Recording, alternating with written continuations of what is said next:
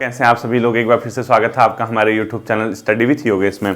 तो कल police constable का एग्जाम हो चुका है फाइनली, और जो एनालिसिस है, मतलब जो आप लोगों ने देखा होगा पेपर, ये सब के लिए एक प्रकार से सरप्राइजिंग पेपर था बच्चों, क्योंकि हम कोई भी नहीं जानते थे कि यूकेपीएससी, क्योंकि पहला पेपर करा रहा है ग्रुप सी का, यानी जो आपके अधीनस्थ के पेपर हैं, तो सबकी निगाहें, सबकी नजरें उसी पे टिकी हुई थी कि पेपर का पैटर्न कैसा रहता है। और शॉकिंग थोड़ा सा था, क्योंकि चंद राजवंश बहुत कहते थे चंद पढ़ो पढ़ो पढ़ो पढ़ो, कहाँ है क्वेश्चन। पवार राजवंश का क्वेश्चन नहीं, कुड़िंद से कोई क्वेश्चन नहीं, कत्यूरी से कोई क्वेश्चन नहीं, और उत्तराखंड का जो प्रागैतिहासिक कालीन इतिहास से कोई क्वेश्चन नहीं, गोरखाओं से कोई क्वेश्चन नहीं, आधुनिक भारत के इतिहास से मात्र एक क्वेश्चन हुआ 1857 की विद्रोह वाला, यानी जो मेन मेजर पॉइंट हुआ करता था, जिसको हम समझते थे गांधी एरा, राष्ट्रवाद वगैरह, वहां से क्वेश्चन आएगा, तो वहां से कोई क्वेश्चन दिखा नहीं वहां पे। तो कहीं ना कहीं जैसे इकोनॉमिक्स का एक क्वेश्चन वो कौन जो मतलब फाइनेंशियल ईयर, इसमें आर्थिक सर्वेक्षण के अनुसार भारत का निर्यात गंतव्य, इसके अलावा भूगोल से एक क्वेश्चन कि कौन सी मतलब इसी समुद्रम जलप्रपात, एक वर्ल्ड ज्योग्राफी से बुशमैन कहाँ रहते हैं, तो कहाँ मतलब जीएस के क्वेश्चन थे। ठीक है, तो ये होता क्या है, कभी कभी पेपर जो होता है, जैसे हम लोग हैं, मैं हूँ एक अध्यापक हूँ, आप लोगों को समझाता हूँ, गाइड करता हूँ, तो मेरा क्या काम है, आपको समझाना, आपको पढ़ाना। हम 100% तैयार होकर एग्जामिनेशन हॉल पे जाएं, और आपका क्या काम है, जो गाइडेंस मिल रही है उसको फॉलो करो और अपने स्तर से कार्य करके एग्जामिनेशन हॉल तक जाओ। तो इसके बाद क्या होता है कि ऑन द स्पॉट आप पेपर को कैसा करके आते हैं। तो आपने लोगों ने एक चीज नोट की होगी, जितने बच्चे मुझे फॉलो करते हैं जब से मैं पढ़ाना शुरू किया, या जो मैं गाइडेंस देता हूं, तो मिनिमम 75% से अधिक क्वेश्चन, यानी कम से कम 75% से अधिक प्रश्न आपको प्रत्यक्ष तौर पे मेरी क्लासेस से मिल जाएंगी। और मैं ये नहीं कह रहा कि मैं ही करा रहा हूं, कोई भी कराए, लेकिन 75% अंक उसमें ऐसे थे बच्चों जो आपके आने चाहिए थे। क्योंकि देखो, अगर आप रीजनिंग के सेक्शन को देखो, अगर आपकी मैथ से नहीं है या आप थोड़ा सा हल्के हैं उसमें, तो दो क्वेश्चन, एक रेलगाड़ी वाला, एक गाय मुर्गी के पैर सर वाला, ठीक है, वो दो क्वेश्चन अगर आप हटा दो, चलो आपको त्रिभुज काउंट करने में भी दिक्कत होती है, 3 क्वेश्चन हटा दो, बाकी तो 3-4 नॉर्मल थे वो। रीजनिंग में हिंदी मैक्सिमम नॉर्मल थी, यानी अब जैसे हिमकृतिका वाला क्वेश्चन है, वो किसकी रचना है, माखनलाल चतुर्वेदी, वो क्रैश कोर्स के 22वें या 23वें क्लास के अंदर होगी। तुलसीदास की रचना वहीं दिखेगी आपको। इसके अलावा टिप्पण वाला जो क्वेश्चन है, यानी फैक्ट बेस्ड क्वेश्चन होता है, जो मतलब क्या होता है, वस्तुपरक होना चाहिए उसका, वो मैंने टिप्पण वाला एक टॉपिक पढ़ाया हुआ था, वहां आपको देखने को मिलेगा कि टिप्पण की क्या विशेषताएं हैं। साथ ही साथ जो उत्तराखंड की करंट अफेयर है, उसमें तो मैक्सिमम क्वेश्चन देखना आपने। हरिद्वार आकांक्षी जिला मैंने आपको टेस्ट सीरीज के अंदर भी दिया है, मैंने आपको नेशनल करंट अफेयर की लास्ट या सेकंड लास्ट वीडियो के अंदर वो क्वेश्चन मिलेगा। उत्तराखंड करंट अफेयर वर्ष 2022 की पहली जो वीडियो थी, पहली वाली, उसके अंदर से 2 क्वेश्चन आए हैं। एक पहला क्वेश्चन आया, खाद्य सुरक्षा सूचकांक में उत्तराखंड की रैंक क्या है। दूसरा, जो लोक कला के क्षेत्र में या लोक संगीत के क्षेत्र में किसको अवार्ड दिया गया, नरेंद्र सिंह नेगी जी को। ठीक है, वहां से 2 क्वेश्चन प्रत्यक्ष तौर पर पूछे गए थे।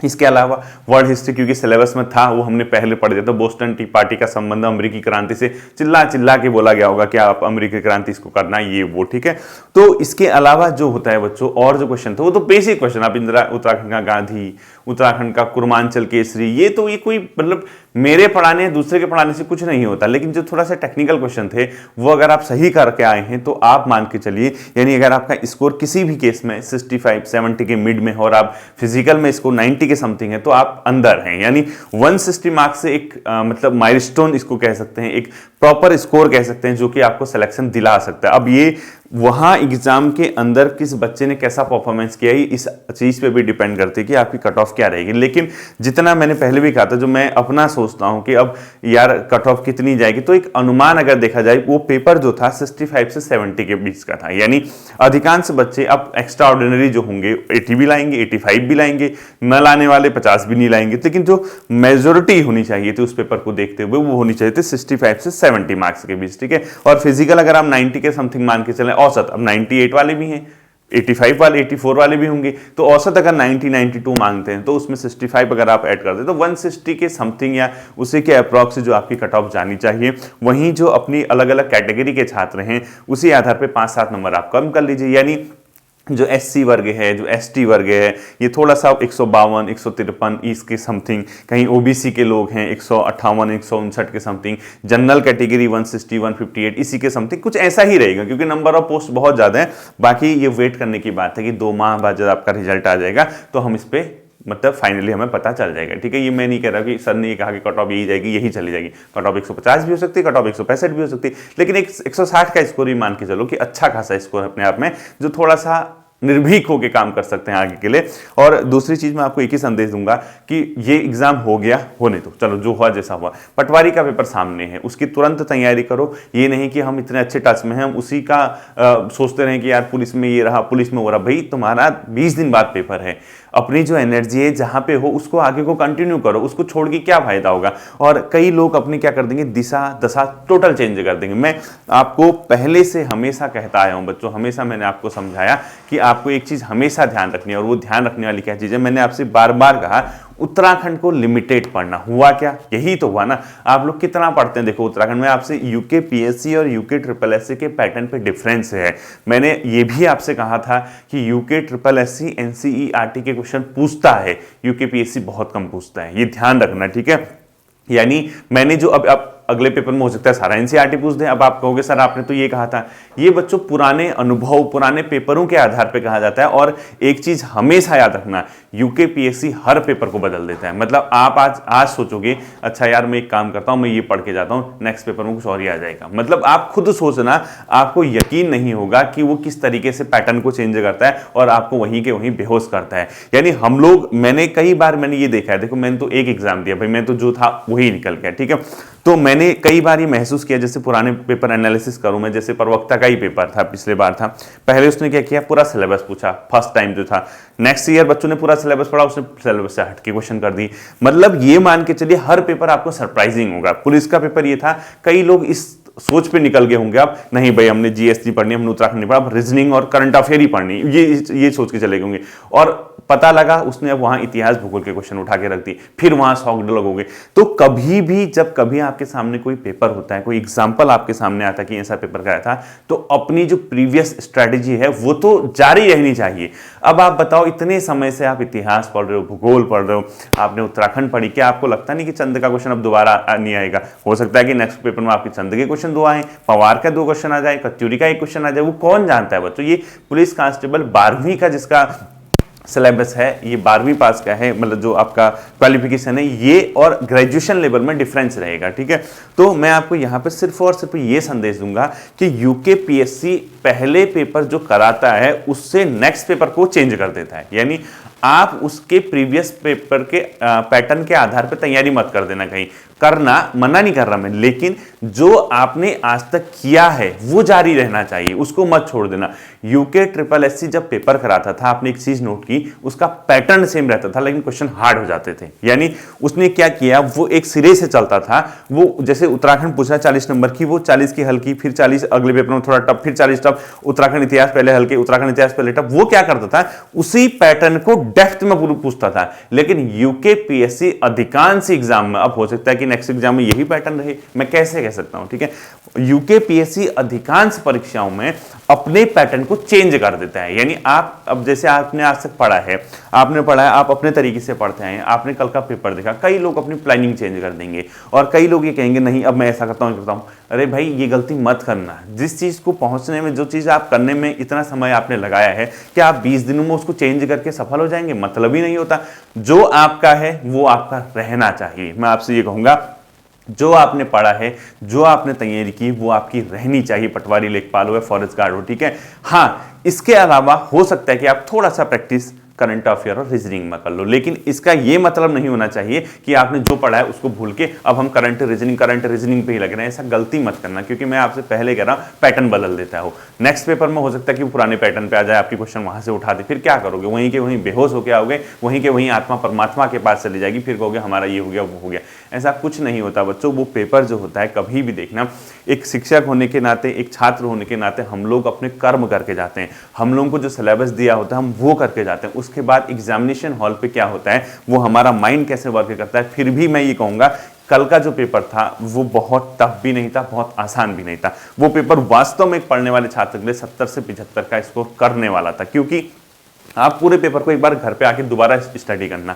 हिंदी में 3 या 4 क्वेश्चन से ऊपर आपको टफ नहीं मिलेंगे। क्या था टफ हिंदी में एक बार बताओ। एक कई बच्चे उसमें कंफ्यूजन होगी कि सर जामुन होगा, वो मैंने शायद कल के आंसर की मैं जामुन बता दिया, जामुन नहीं होगा। मेरी जहां तक लग रहा मुझे वो अरावली होना चाहिए, ठीक है। अब वो तो आंसर की जब कंफर्म हो जाएगी तब पता चलेगी। कई लोग चंबल भी कह रहे हैं, बट चंबल को भी पुल्लिंग नदी पे लोग गिनते हैं, ठीक है, क्योंकि एक अपवाह क्षेत्र है। अपवाह क्षेत्र मतलब जिस प्रकार से तो ब्रह्मपुत्र पुल्लिंग है, या इसी प्रकार से चंबल, तो माइट में भी ये हो सकता है कि अरावली उसका आंसर हो, तो वो देखने वाली बात है, ठीक है। एक उस क्वेश्चन में थोड़ा सा बच्चों को दिक्कत हुई है। बाकी मुझे नहीं लगता कि हिंदी में कुछ ऐसा पूछा गया था कि जहां आपको परेशानी हो। तो आप कहीं ना कहीं मान के चलिए हिंदी कम से कम 15 से 16 नंबर की हिंदी थी। अब उसमें न क्रिया है, न विशेषण है, न संज्ञा है, न सर्वनाम है। इसके अलावा हम लोग ने जो उसमें देखा था वाक्य और वाक्य के भेद वाला चैप्टर नहीं है, विलोम शब्द उसमें नहीं आया हुआ है, तत्सम तद्भव उसमें नहीं है। क्या आप छोड़ दोगे उसको? पता लगा नेक्स्ट पेपर में जो ये पैटर्न चीजें ये चीजें हैं वो छोड़ के दूसरी चीजें पूछ दे, ठीक है। दूसरा करंट अफेयर का जो पोर्शन है, नेशनल करंट अफेयर में मैं मानता हूं थोड़ा सा आप लोगों को दिक्कत हुई होगी, ठीक है। लेकिन उसका यह मतलब नहीं होगा कि आगे के पेपर में जो आपने करंट अफेयर बनाई है, जो मैंने आपको कराई, हो सकता है वो आपके पटवारी लेखपाल में काम आए। अरे पटवारी लेखपाल वालों को तो खुश होना चाहिए कि हाँ ये क्वेश्चन बचे हुए हैं।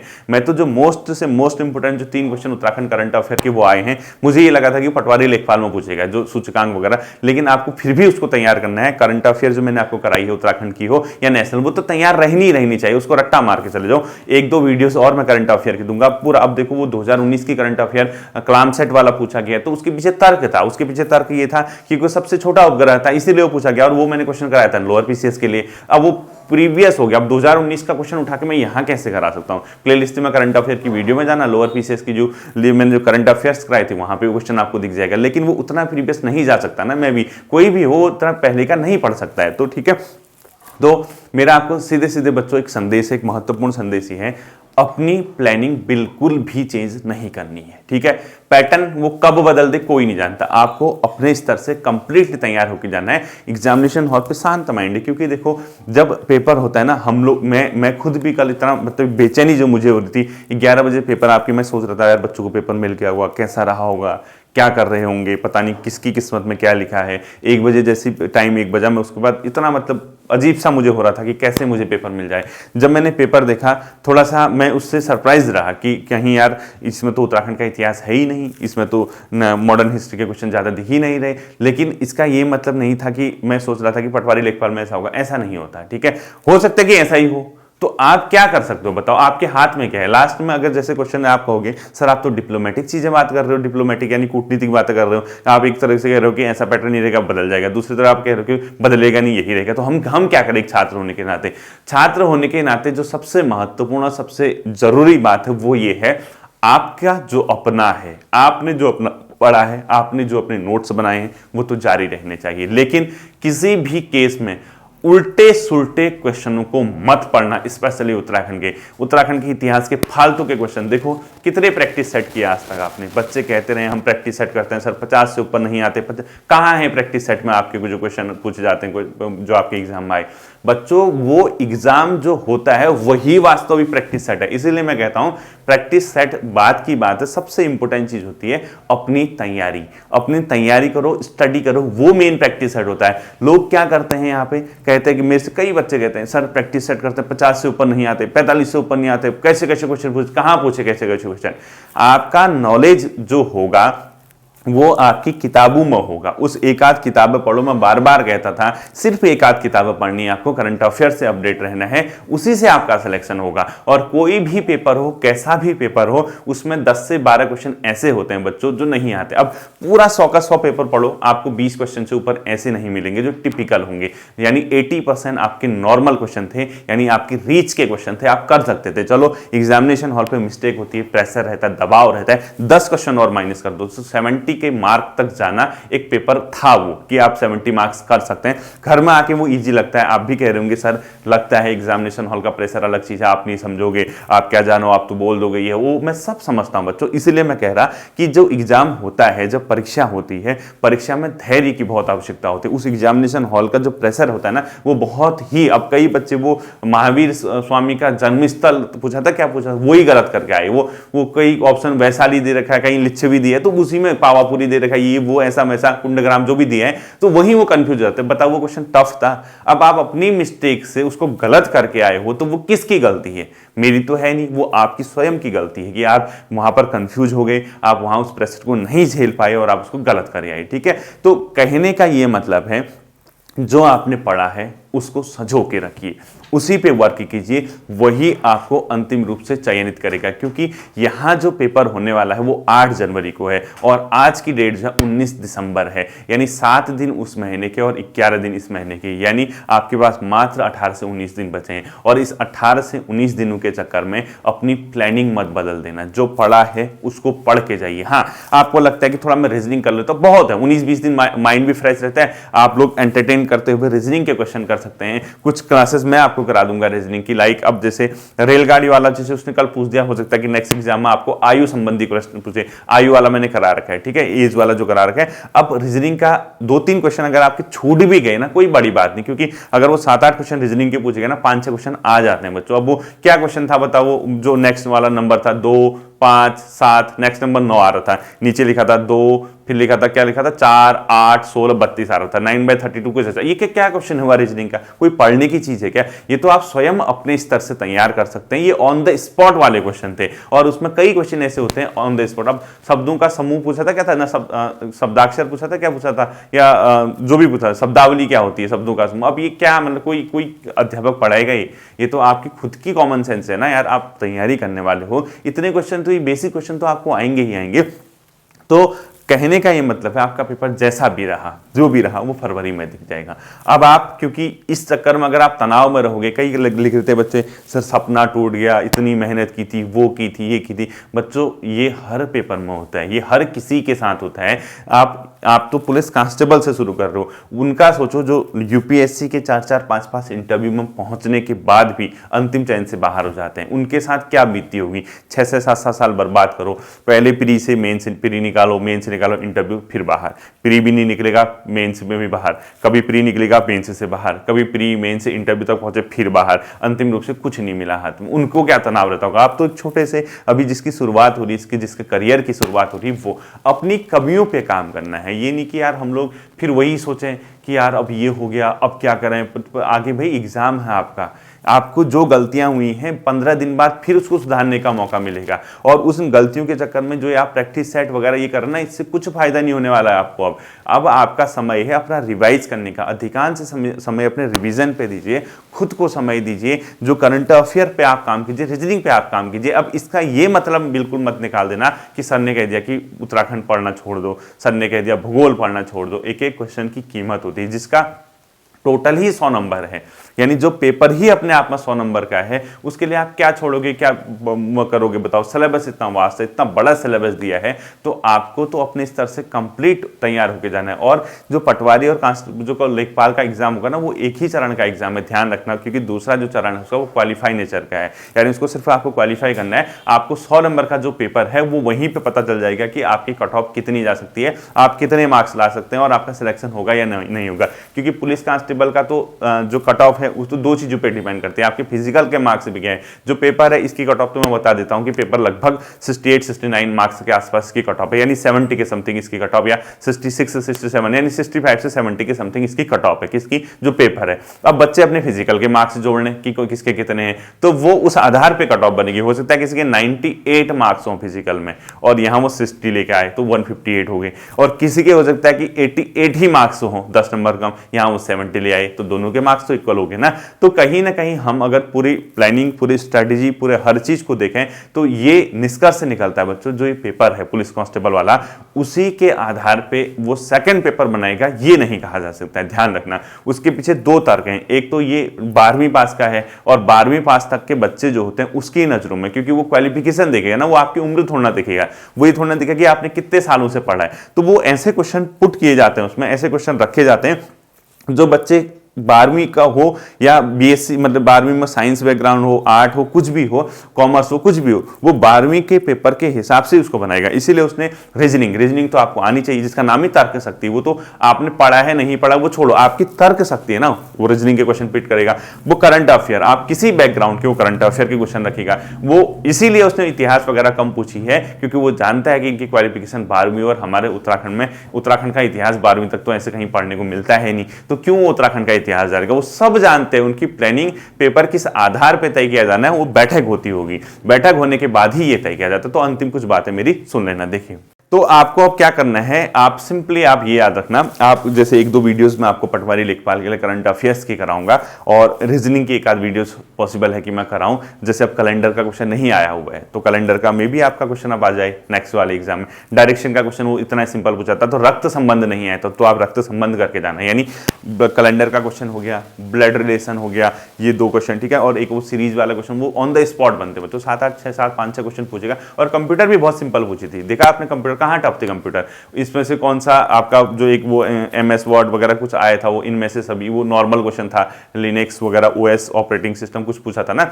दूसरा वो जो मेल होते हैं, कितना सिंपल क्वेश्चन था वो स्पैम, जो मैंने आपको बताया था कि अनावश्यक मेल, जो जब मैंने पढ़ाया था कंप्यूटर, आप चेक करना उसमें, ठीक है। अनावश्यक जो मेल आते हैं आपके उसमें, उसको क्या बोलते हैं, स्पैम बोलते हैं। इसके अलावा भारत में IT कानून किस वर्ष पारित किया गया था, देख लेना कंप्यूटर में बच्चों। ऐसे नहीं, देखो मैं चाहूं मैं कई आपको 70 से 80 मतलब % के क्वेश्चन आपके सामने रख सकता हूं जो क्लासेस में पढ़ाएं, लेकिन क्या फायदा बताओ, पेपर हो गया, मेरा अपने बखान करने से मुझे क्या मिल जाएगा। मैं कह दूंगा ना ये भी आए, वो भी आए, ऐसा भी आए, क्या हो जाएगा उससे भाई, तुम्हारा पेपर कैसा हुआ ये मेरे लिए इंपॉर्टेंट है। सिलेक्शन कितने लोग ले पा रहे हैं आप में से, ये इंपॉर्टेंट है। कितने छात्र ऐसे हैं जो मुझसे जुड़ने के बाद सिलेक्शन ले पा रहे हैं, ये इंपॉर्टेंट है, ठीक है। 2000 वाला IT एक्ट तो सबको करना चाहिए था, ये बहुत बेसिक चीज थी। क्यों? क्योंकि सिलेबस में कंप्यूटर के जो पोर्शन है उसमें स्पष्ट लिखा है, भारत में IT अधिनियम, IT एक्ट, इंफॉर्मेशन टेक्नोलॉजी अधिनियम, सूचना प्रौद्योगिकी अधिनियम लिखा हुआ है। तो आप जब सिलेबस ही IT एक्ट लिख रहा है, उसी का ईयर पूछ दिया, भारत में IT एक्ट किस वर्ष बना। जब मैंने आपको पढ़ाया था कंप्यूटर, जिसके नोट्स में होंगे IT एक्ट किस वर्ष आया था, सन 2000 में, आप साफ साफ उसमें लिखा गया है। तो वो क्वेश्चन तो कॉमन से क्वेश्चन थे ना बच्चों, वो तो आपको आने ही चाहिए। तो उसको नहीं भी आए तो छोड़ो, अब जो हुआ सो हुआ। अब आगे ये करना है, जो आपका है वो आपका रहना चाहिए।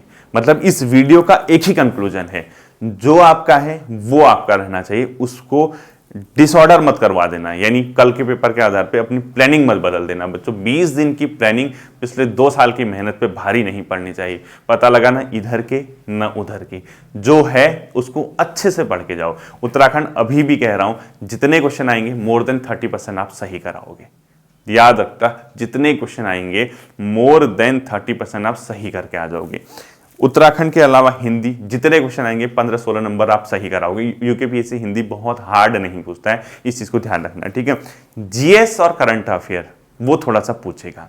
GS के अंदर उसने सिलेबस में इतिहास भूगोल सब चीज लिखा है, वो तो आपका रहना ही रहना चाहिए। इसके अलावा आप कुछ नहीं कर सकते। सिर्फ हम लोग 20 दिन एक काम करेंगे, कुछ क्वेश्चन करंट अफेयर्स की वीडियो की, बाकी हमारे जो GS की 30 के 30 क्लासेस हम तो अपने कर्म करेंगे बच्चों। आप पढ़िए ना पढ़िए मुझे कुछ फर्क नहीं पड़ेगा, लेकिन मैं ये चाहूंगा कि जितना हमारे हाथ में जो सिलेबस, क्योंकि यूकेपीएससी हर पेपर के बाद नया पैटर्न बदल दे, मतलब हर पेपर का पैटर्न चेंज कर देता है। ये पूछा वहां नेक्स्ट पूछ देगा, उसका कनिष्ठ में कुछ और पूछ देगा, फॉरेस्ट गार्ड में कुछ। तो आप उसके प्लानिंग के हिसाब से चलिए। मतलब आपने कहा यार पुलिस का दे दिया, मैं ऐसे चलता हूं, अगला बदल देगा, फिर क्या मिलेगा। तो इसका एक ही रास्ता है, जो पढ़ा है उसको अच्छे से बचा के, उसको अच्छे से डाइजेस्ट करके एग्जामिनेशन हॉल तक जाइए, आपका सिलेक्शन हो जाएगा, ठीक है। होपफुली ये जो बातें हैं ये आपकी समझ आई होंगी। आप इसी पे काम करेंगे। कल से हम क्लासेस को कंटिन्यू करेंगे 7 जनवरी तक, ठीक है। फिर मिलते हैं अगले सेशन पर। अपना ध्यान रखना। Thank you.